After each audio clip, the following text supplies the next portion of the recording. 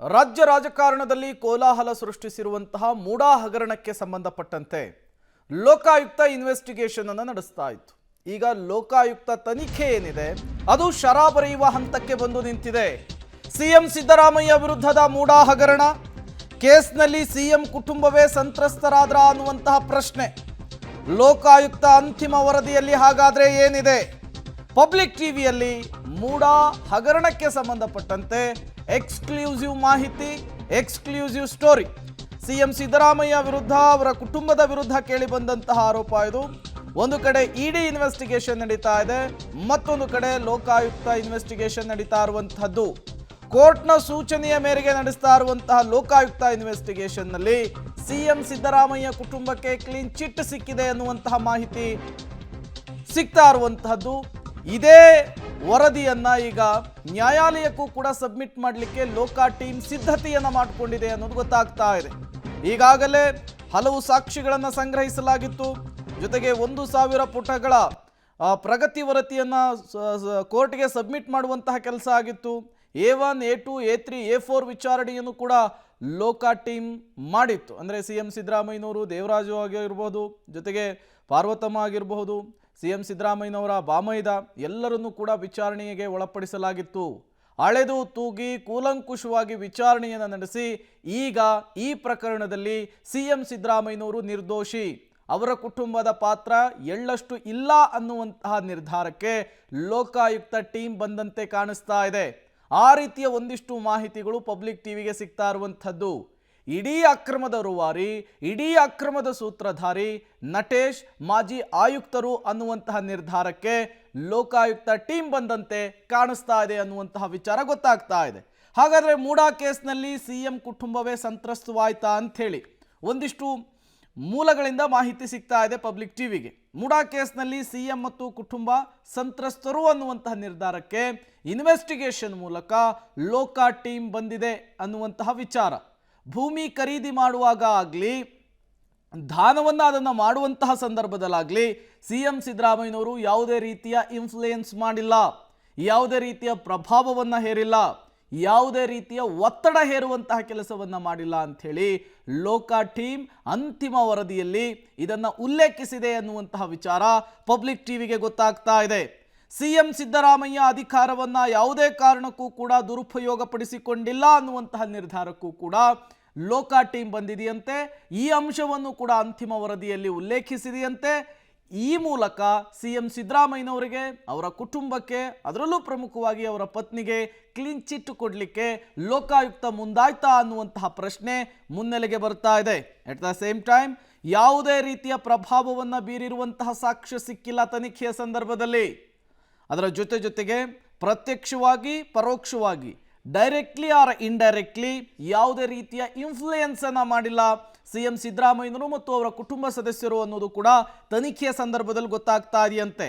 CM ಪ್ರಭಾವ ಬೀರಿರುವ ಬಗ್ಗೆ ಸಣ್ಣದೊಂದು ಕುರುಹು ಸಿಕ್ಕಿಲ್ಲ, ಯಾವುದೇ ರೀತಿಯ ಸಾಕ್ಷ್ಯಗಳು ಕೂಡ ಸಿಕ್ಕಿಲ್ಲ ಅನ್ನೋದು ಕೂಡ ಅಂತಿಮ ವರದಿಯಲ್ಲಿ ಮೈಸೂರು ಲೋಕಾಯುಕ್ತ ಪೊಲೀಸರು ಉಲ್ಲೇಖಿಸಿದ್ದಾರೆ ಅನ್ನುವಂತಹ ವಿಚಾರ ಗೊತ್ತಾಗ್ತಾ ಇದೆ.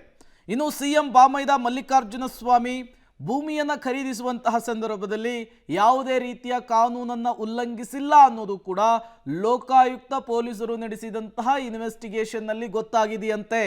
ಈ ಅಂಶವನ್ನು ಕೂಡ ಅಂತಿಮ ವರದಿಯಲ್ಲಿ ಲೋಕಾಯುಕ್ತ ಪೊಲೀಸರು ಉಲ್ಲೇಖಿಸಿದ್ದಾರಂತೆ. ಇದೇ ಅಂತಿಮ ವರದಿಯನ್ನ ಕೋರ್ಟ್ಗೆ ಸಬ್ಮಿಟ್ ಮಾಡಲಿಕ್ಕೂ ಕೂಡ ಲೋಕಾ ಟೀಮ್ ಸಿದ್ಧತೆಯನ್ನು ಮಾಡಿಕೊಂಡಿದೆ. ಎಲ್ಲ ಅಂದುಕೊಂಡಂತಾಗಿದ್ರೆ ಬುಧವಾರ ಅಥವಾ ಗುರುವಾರ ಅಂತಿಮ ವರದಿಯನ್ನ ಸಲ್ಲಿಸುವಂತಹ ಸಾಧ್ಯತೆ ಇದೆ. ಜಮೀನನ್ನು ಖರೀದಿಸುವಾಗ, ಅಂದರೆ ಮಲ್ಲಿಕಾರ್ಜುನ ಸ್ವಾಮಿಯವರು ದೇವರಾಜು ಅವರಿಂದ ಜಮೀನನ್ನು ಖರೀದಿಸುವಂತಹ ಸಂದರ್ಭದಲ್ಲಿ ಯಾವುದೇ ರೀತಿಯ ಕಾನೂನು ತೊಡಕಿರಲಿಲ್ಲ ಅನ್ನೋದು ಕೂಡ ಲೋಕಾ ಇನ್ವೆಸ್ಟಿಗೇಷನ್ ವೇಳೆ ಗೊತ್ತಾಗಿದೆಯಂತೆ. ಯಾವುದೇ ಕಾನೂನು ಬಾಹಿರ, ಯಾವುದೇ ರೀತಿಯ ನೋಂದಣಿಯ ವಿಚಾರಕ್ಕೆ ಸಂಬಂಧಪಟ್ಟಂತೆಯೂ ಕೂಡ ಶುಲ್ಕ ಮೋಸ ಮಾಡಿಲ್ಲ ಅನ್ನೋದು ಕೂಡ ತನಿಖೆಯ ಸಂದರ್ಭದಲ್ಲಿ ಗೊತ್ತಾಗಿದೆ. 2010ರಲ್ಲಿ ದಾನಪತ್ರವನ್ನು ಕೂಡ ಕಾನೂನಾತ್ಮಕವಾಗಿಯೇ ಪಡೆದುಕೊಂಡಿದ್ದಾರೆ ಅನ್ನೋದು ಕೂಡ ಲೋಕಾ ತನಿಖೆಯ ಸಂದರ್ಭದಲ್ಲಿ ಗೊತ್ತಾಗಿದೆಯಂತೆ. ಕೆಸರೆ ಜಮೀನನ್ನು ಕಾನೂನಿನ ಪ್ರಕಾರವೇ ಮೂಡಾ ವಶಕ್ಕೆ ಪಡೆದಿದೆ. 14 ಸೈಟುಗಳನ್ನು ಕಾನೂನು ಬಾಹಿರವಾಗಿ ಮರುಹಂಚಿಕೆ ಮಾಡುವಂತಹ ಕೆಲಸವನ್ನು ಮಾಡಲಾಗಿದೆ. ಸಿಎಂ ಹಾಗೂ ಪತ್ನಿ ಅಂದರೆ ಪಾರ್ವತಿಯವರು ಇದೇ ಜಾಗದಲ್ಲಿ ಸೈಟ್ ಬೇಕು ಅಂತ ಎಲ್ಲೂ ಕೂಡ ಕೇಳಿಲ್ಲ. ಅದಕ್ಕೆ ಪೂರಕವಾದಂತಹ ದಾಖಲೆಗಳು ಇನ್ವೆಸ್ಟಿಗೇಷನ್ ವೇಳೆ ಸಿಕ್ಕಿಲ್ಲ. ಮೂಡಾ ಅಧಿಕಾರಿಗಳ ಜೊತೆಗಿನ ಪತ್ರ ವ್ಯವಹಾರದಲ್ಲಿ ಲೋಪ ಕಂಡು ಬಂದಿದೆ. ಪಾರ್ವತಿಯವರ ಗಮನಕ್ಕೆ ಬಾರದಂತೆ ಪತ್ರ ವ್ಯವಹಾರವಾಗಿದೆ. ಈ ಎಲ್ಲ ಅಂಶಗಳು ಕೂಡ ಅಂತಿಮ ವರದಿಯಲ್ಲಿದಾವಂತೆ. ಮೂಡಾ ಆಯುಕ್ತರು ಅಧಿಕಾರಿಗಳ ನಡಾವಳಿಯಲ್ಲಿ ದುರ್ಬಳಕೆ ಆಗಿದೆ. ಹಾಗಾಗಿ ಈ ಅಕ್ರಮಕ್ಕೂ ಸಿಎಂ ಕುಟುಂಬಕ್ಕೂ ಸಂಬಂಧ ಇಲ್ಲ. ಮೂಡಾದ ಮಾಜಿ ಆಯುಕ್ತ ನಟೇಶ್ ಅವರ ಲೋಪವಿದೆ ಅನ್ನುವಂತಹ ತೀರ್ಮಾನಕ್ಕೆ ಲೋಕಾಯುಕ್ತ ಪೊಲೀಸರು ಬಂದಿದ್ದಾರೆ. ಅಲ್ಲಿಗೆ ಒಂದಂತೂ ಸ್ಪಷ್ಟವಾಗ್ತಾ ಇದೆ. ಕೋರ್ಟ್ಗೆ ಸಬ್ಮಿಟ್ ಮಾಡ್ತಾ ಇರುವಂತಹ ಅಂತಿಮ ವರದಿಯಲ್ಲಿ ಸಿಎಂ ಸಿದ್ದರಾಮಯ್ಯನವರ ಕುಟುಂಬಕ್ಕೆ ಕ್ಲೀನ್ ಚಿಟ್ ಕೊಡಲಿಕ್ಕೆ ಲೋಕಾಯುಕ್ತ ಪೊಲೀಸರು ಮುಂದಾಗ್ತಾ ಇದ್ದಾರೆ. ಈ ಎಲ್ಲ ಅಕ್ರಮದ ರೂವಾರಿ, ಈ ಎಲ್ಲ ಹಗರಣದ ಸೂತ್ರಧಾರಿ ಮಾಜಿ ಆಯುಕ್ತ ನಟೇಶ್ ಅನ್ನುವಂತಹ ನಿರ್ಧಾರಕ್ಕೆ ಲೋಕಾಯುಕ್ತ ಪೊಲೀಸರು ಬಂದಂತೆ ಕಾಣಿಸ್ತಾ ಇದೆ.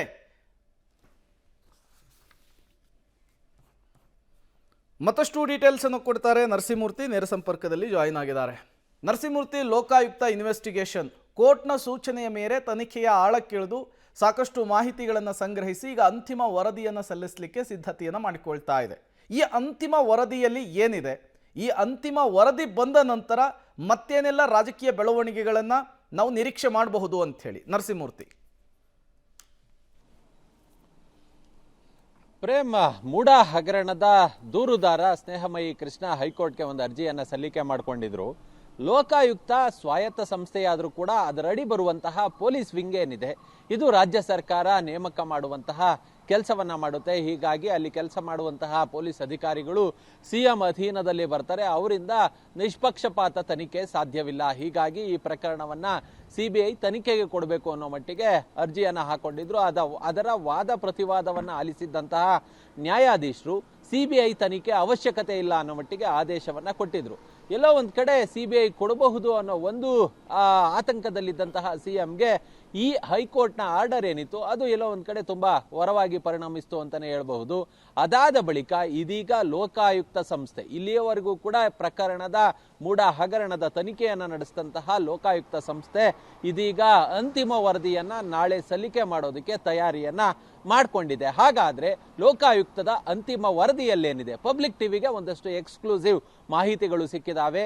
ಲೋಕಾಯುಕ್ತ ಆ ತನಿಖೆಯನ್ನ ನಡೆಸಿ, ವಿಚಾರಣೆಯನ್ನ ನಡೆಸಿ, ಹಲವರನ್ನ ನೋಟಿಸ್ ಕೊಟ್ಟು ಕಚೇರಿಗೆ ಕರೆಸಿ ವಿಚಾರಣೆಯನ್ನ ನಡೆಸಿದಂತಹ ಬಳಿಕ ಲೋಕಾಯುಕ್ತ ತನ್ನ ವರದಿಯಲ್ಲಿ ಸೇರಿಸಿರುವಂತಹ ಅಂಶಗಳೇನು ಅಂತೇಳಿ ನೋಡಿದಂತಹ ಸಂದರ್ಭದಲ್ಲಿ ಇಲ್ಲಿಯವರೆಗೂ ಕೂಡ ಸಿದ್ದರಾಮಯ್ಯ ಮತ್ತೆ ಅವರ ಪತ್ನಿ, ಅವರ ಕುಟುಂಬ ಪ್ರಕರಣದಲ್ಲಿ ಆರೋಪಿಗಳು ಅನ್ನೋ ಮಾತುಗಳು ಕೇಳಿಬರ್ತಿತ್ತು. ಆದರೆ ಇದೀಗ ಲೋಕಾಯುಕ್ತ ಸಿಎಂ ಮತ್ತವರ ಕುಟುಂಬ ಇಲ್ಲಿ ಸಂತ್ರಸ್ತರು ಅನ್ನೋ ಮಟ್ಟಿಗೆ ಅಭಿಪ್ರಾಯವನ್ನ ಪಟ್ಟಿದೆ. ಎಲ್ಲ ಹಗರಣಗಳು ನಡೆದಿರೋದು ಈ ಹಿಂದಿನ ಆಯುಕ್ತ ನಟೇಶ್ ಮತ್ತೆ ಅಧಿಕಾರಿಗಳು ಈ ಒಂದಷ್ಟು ಅಕ್ರಮಗಳನ್ನ ಮೂಡಾದ ನಡವಳಿಗಳೇನಿದಾವೆ ಅವುಗಳನ್ನ ಉಲ್ಲಂಘನೆ ಮಾಡುವ ಕೆಲಸವನ್ನ ಮಾಡಿದ್ದಾರೆ.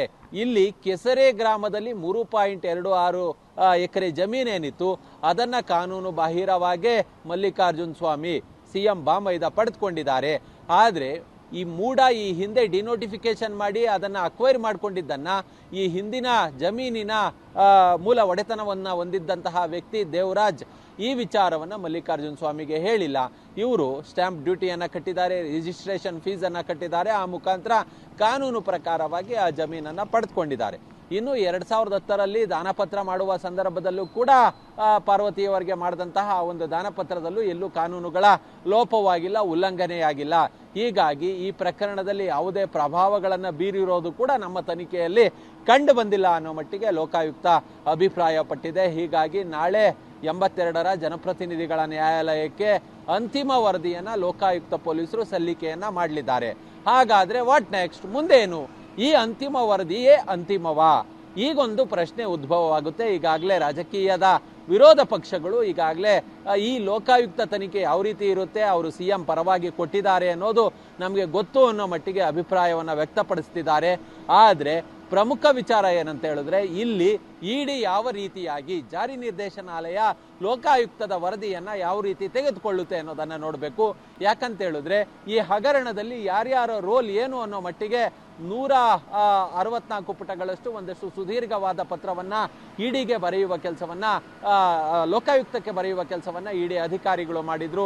ಹೀಗಾಗಿ ಮುಂದೆ ಇದು ಯಾವ ಸ್ವರೂಪವನ್ನ ಪಡೆದುಕೊಳ್ಳಿದೆ, ಈ ವರದಿಯೇ ಅಂತಿಮ ಅಂತೇಳಿ ಕೋರ್ಟ್ ಒಪ್ಕೊಳ್ಳಿದೆಯಾ ಅಥವಾ ಬೇರೆ ತನಿಖೆಗೆ ಆದೇಶವನ್ನ ಮಾಡಿಕೊಡುತ್ತಾ ಗೊತ್ತಿಲ್ಲ.